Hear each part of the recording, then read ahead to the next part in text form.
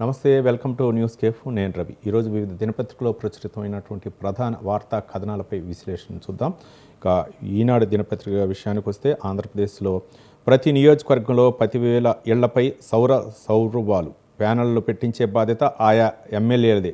SC ఎస్టీలకు ఉచితం, బీసీలకు 80,000 రూపాయల వరకు రాయితీ, వ్యవసాయ మోటార్లకు సౌర విద్యుత్. శాసనసభలో సీఎం చంద్రబాబు నాయుడు వ్యాఖ్యానించినటువంటి వ్యాఖ్యల్ని ప్రధాన అంశాలుగా మనం చూడవచ్చు. ఇక జనసేన ఆవిర్భావ సభ నేడు పిఠాపురం శివారు చిత్రాల్లో ముస్తాబైన ప్రాంగణం.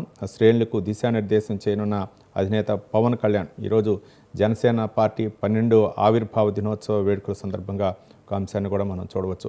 ఇక యువతకు కృత్రిమ మేధలో శిక్షణ, మైక్రోసాఫ్ట్ ఒప్పందం. ఏడాది కాలంలో 2 లక్షల మందికి శిక్షణ, విద్యార్థులకు బహుళ సాంకేతిక మెళుకులు అంటూ మంత్రి నారా లోకేష్ సమక్షంలో ఒప్పంద పత్రాలు మార్చుకుంటున్న మైక్రోసాఫ్ట్ ప్రతినిధులు, ఏపీ స్కిల్ డెవలప్మెంట్ కార్పొరేషన్ అధికారులు అంటూ ఒక కథనాన్ని మనం చూడవచ్చు.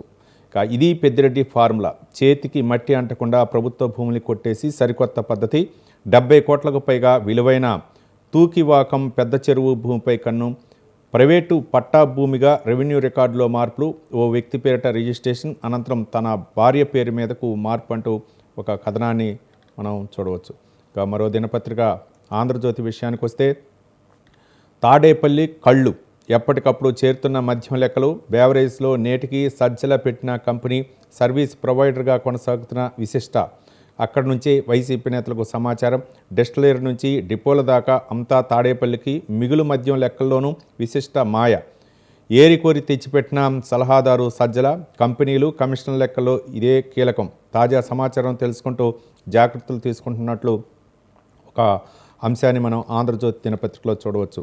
ఏయూ మాజీ వీసీ అక్రమాలపై విజిలెన్స్. 60 రోజుల్లో విచారణ పూర్తి చేస్తాం. బాధ్యులపై కఠిన చర్యలు తీసుకుంటాం. వర్సిటీకి మళ్లీ పూర్వవైభవం తెస్తాం. శాసనసభలో మంత్రి నారా లోకేష్ ప్రకటించారు.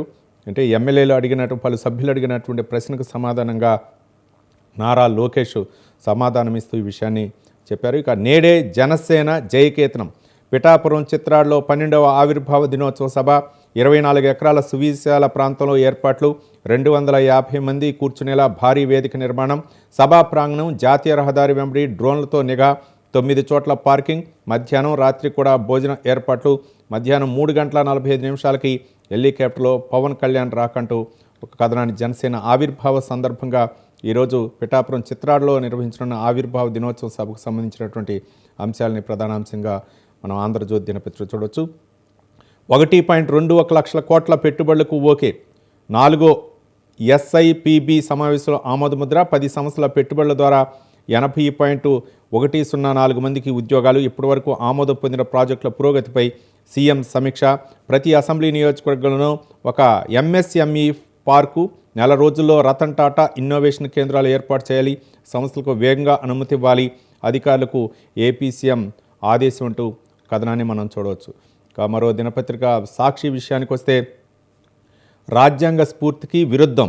కూటమి ప్రభుత్వ పాలనపై గవర్నర్ జస్టిస్ నజీర్కు వైఎస్ఆర్సీపీ ఫిర్యాదు. ప్రజాస్వామ్యాన్ని ముఖ్యమంత్రి అపహాస్యం చేస్తున్నారు. ఒక వర్గానికి మాత్రమే మేలు చేయాలని అనటం దారుణం.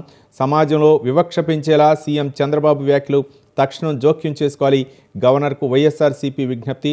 రాష్ట్రంలో ప్రస్తుతం నెలకొన్న పరిణామాలపై గవర్నర్కు వినతి పత్రం అందజేసిన వైఎస్ఆర్సీపీ ప్రతినిధుల బృందం అంటూ గవర్నర్ను కలిసి వినతి పత్రం అందజేసిన అంశానికి సంబంధించి ఒక కథనాన్ని మనం చూడవచ్చు సాక్షి దినపత్రికలో. ఇక సెకీ ఒప్పందం రద్దు కుదరదు. ఎట్టకేలకు శాసనసభలో ఏపీ సీఎం చంద్రబాబు ఒప్పుకోలు. ఇన్నాళ్ళు గత ప్రభుత్వం వైఎస్ జగన్పై దుష్ప్రచారం చేశారు. ఇది అత్యంత చౌక ఒప్పందం అని నిపుణుల ప్రశంసలు. విద్యుత్ నియంత్రణ మండలి సబబేనని పేర్కొంది. దీంతో ఒప్పందం కొనసాగిస్తామని సామాజిక ఆర్థిక సర్వేలో సర్కారు వెల్లడి. తప్పనిసరి పరిస్థితిలో ఇప్పుడు అసెంబ్లీ వేదికగా సీఎం స్పష్టీకరణ అంటూ కథనాన్ని మనం సాక్షి దినపత్రికలో చూడవచ్చు. ఇక తెలంగాణ విషయానికి వస్తే, తెలంగాణ ఈనాడు దినపత్రికలో జగదీష్ రెడ్డిపై సస్పెన్షన్.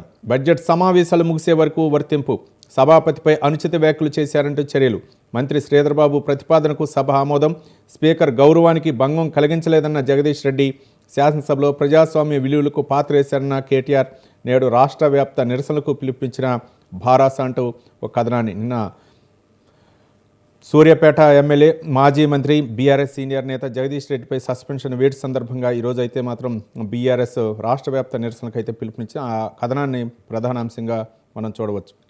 ఇక దక్షిణాది హక్కుల కోసం కిషన్ రెడ్డి పోరాడాలి, కేంద్ర క్యాబినెట్లో ప్రస్తావించాలి. ఢిల్లీలో సీఎం రేవంత్ రెడ్డి ఉత్తరాది కంటే కేంద్రానికి ఎక్కువ పన్నులు చెల్లిస్తామని వెల్లడి. మెట్రో, మూసీ, త్రిబులార్ లాంటి ప్రాజెక్టులకే నిధులు అడుగుతున్నామని స్పష్టీకరణ. ఢిల్లీలో సీఎం రేవంత్ రెడ్డి వ్యాఖ్యానించినటువంటి వ్యాఖ్యల్ని ప్రధాన అంశాలుగా మనం చూడవచ్చు. ఇక నమస్తే తెలంగాణ విషయానికి వస్తే Jagadish Reddy suspension, assembly speaker నిర్ణయం, బడ్జెట్ సెషన్ పూర్తయ్యేదాకా వర్తింపు. తీర్మానం ప్రవేశపెట్టిన మంత్రి శ్రీధర్ బాబు సస్పెండ్ చేస్తున్నట్లు ప్రకటించిన స్పీకర్. ఎల్పీ ఆఫీసులోనూ ఉండకుండా నిషేధాజ్ఞలంటూ ఒక అంశాన్ని మనం చూడవచ్చు. దళిత విద్యపై కాంగ్రెస్ కత్తి, గుట్టుగా ఎస్సీ గురుకులాల డిగ్రీ కాలేజీల కుదింపు. రాష్ట్రంలో ఇప్పటికే 5 డిగ్రీ కాలేజీల విలీనం పూర్తి. తాజాగా మరిన్ని కాలేజీలను తొలగించే ప్రతిపాదన. 238 ఇంటర్ కాలేజీల కుదింపుపైన సర్కార్ నజర్. అడ్మిషన్లో లేవనే సాకు చూపుతూ ఎత్తివేతకు ఎత్తులు. వెరసి ఉన్నత విద్యకు దళితులు దూరమయ్యే పరిస్థితి. దూరదృష్టితో గురుకులాల్ని ఏర్పాటు చేసిన కేసీఆర్ పీజీ వరకు చదివేలా దశలవారీగా బలోపేతం. గురుకులాలపై 15 నెలలుగా కాంగ్రెస్ ప్రభుత్వం నిర్లక్ష్యం అంటూ ఒక కథనాన్ని మనం చూడవచ్చు.